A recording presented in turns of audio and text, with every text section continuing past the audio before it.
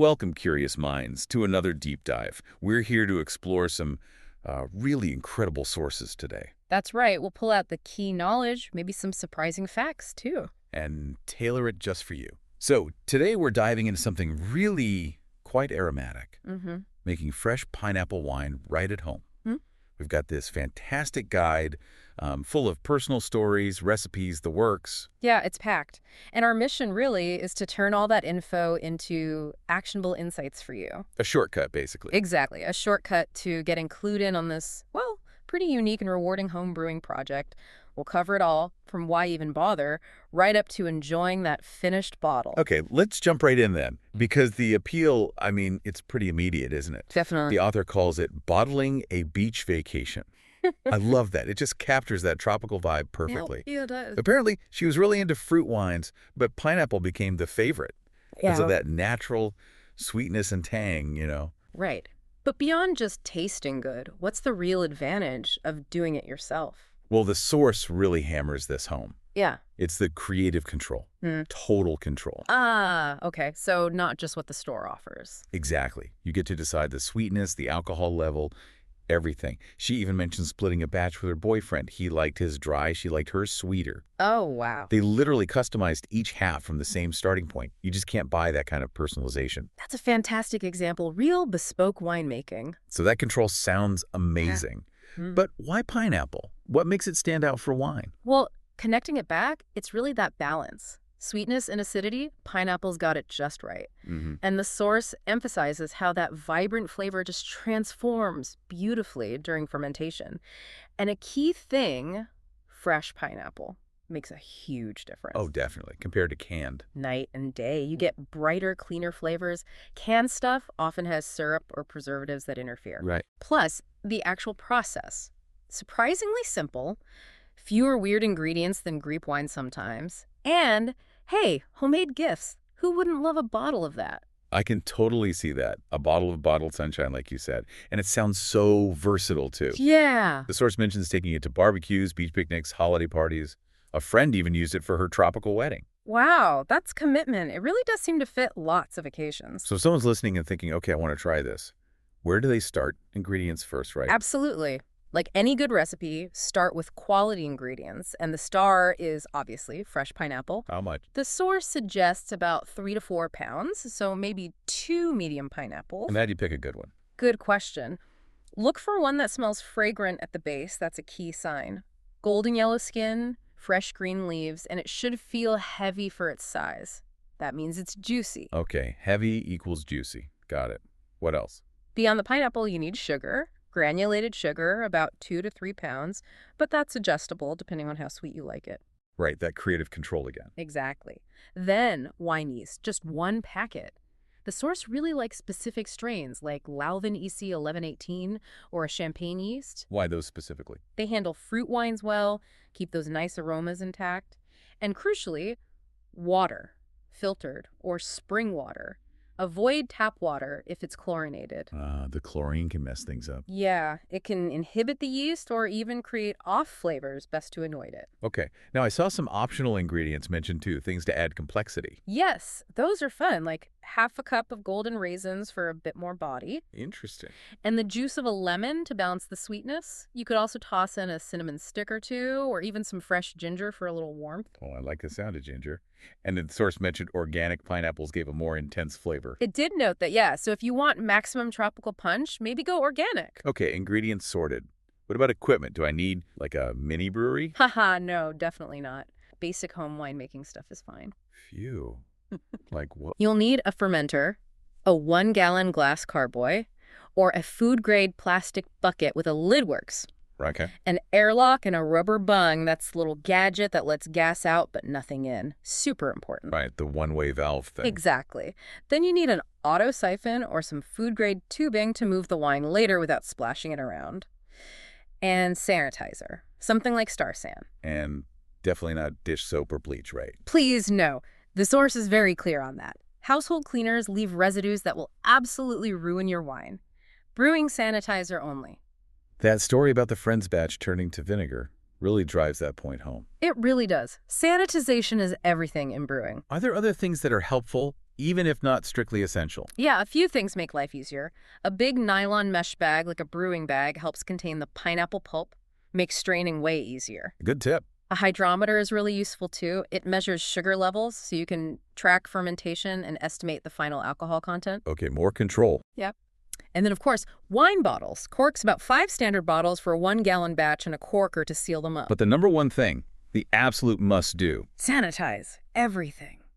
Every single thing that touches your ingredients or your wine must be meticulously cleaned and then sanitized. It's the golden rule. Skip it, and you're asking for trouble. Got it. Sanitize, sanitize, sanitize. So we've got our stuff. What's the actual process like? How long does this take? The whole timeline can vary quite a bit, from maybe 6 weeks on the fast end up to 6 months or more if you age it long 6 enough. months, wow. But the hands-on prep time, really short, like 30 minutes maybe. Oh, okay, that's manageable. And this makes about a gallon. Yeah, roughly a gallon, which nets you about 4 or 5 standard bottles of wine. Calorie-wise, figure around 120 per 5-ounce glass, give or take. Okay, so what's the basic recipe rundown for that gallon? Sure, so for 1 gallon, the source uses 3 pounds of fresh pineapple, peeled and chopped, about 2.5 pounds of granulated sugar, then some helpers, a teaspoon of acid blend, 1 crushed Camden tablet, that's important, and a teaspoon of pectic enzyme. Okay. Plus that packet of wine yeast, like the Lalvin EC1118, and 1 gallon of that good filtered water. Right. And the steps. Can you walk us through the main phases? Absolutely. Think of it in stages. Stage 1 is prep and primary fermentation. Okay. First, sanitize. I know I sound like a broken record, but it matters.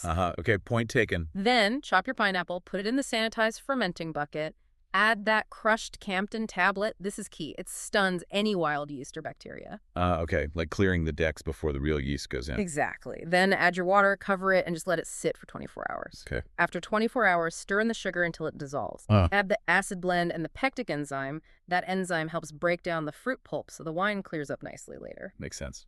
Let that sit for about 12 hours. Then finally, sprinkle your wine yeast on top. Don't stir it in yet, just sprinkle. Cover it loosely, keep it at room temp, and let it bubble away for 5 to 7 days. Stir it gently, once a day. That's primary fermentation. Gotcha. Lots of bubbling during that phase. Oh yeah, it's quite active. Now, you mentioned some tips for consistency. Right. The source mentioned if you heat the water slightly to dissolve the sugar, keep it below 160 Fahrenheit. Don't boil it. Good point. Boiling can set pectins or create unwanted flavors. And crucially, cool that sugary water back down to room temperature before adding the yeast. Hot liquid kills yeast. Absolutely critical. Yeast is sensitive. And leave some headspace in the fermenter, right? Yeah. About 3 inches. Yes. That foam during primary fermentation can get pretty vigorous. You need room for it. Okay, so after those 5-7 days of bubbling. Then we move to stage 2, secondary fermentation and clearing. Once the bubbling slows way down, you strain out the pineapple solids. A mesh bag here is your friend. What? Pour the liquid, now we call it must, into a clean, sanitized glass carboy. Fill it up, leaving just a little headspace, attach the airlock, and let it sit for about 4 to 6 weeks. And this is where it starts to clear up. Exactly. Fermentation slows right down, becomes much less visible, and the yeast and solids start settling out.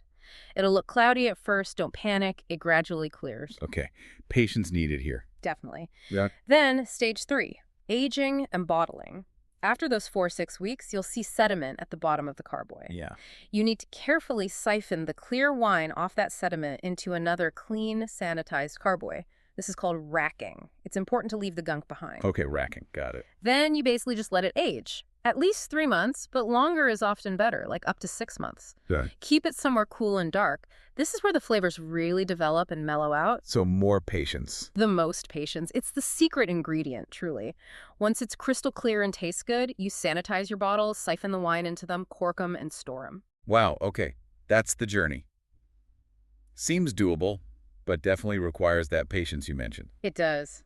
But it's so worth it. Now let's talk about the fun part, getting creative. Yeah. The source talks about the kitchen becoming a mini wine lab. Haha, yeah. Once you got the basics down, you can definitely play around. What kind of variations did they suggest? Oh, some cool ones, like a pineapple mango blend. Just add about a pound of ripe mango. Ooh, nice. Or spiced pineapple, add cinnamon sticks, maybe some cloves, star anise during fermentation. Yeah, it sounds perfect for the holidays. Totally. Or you could make pineapple meads, swap out the sugar for honey. Ooh, okay.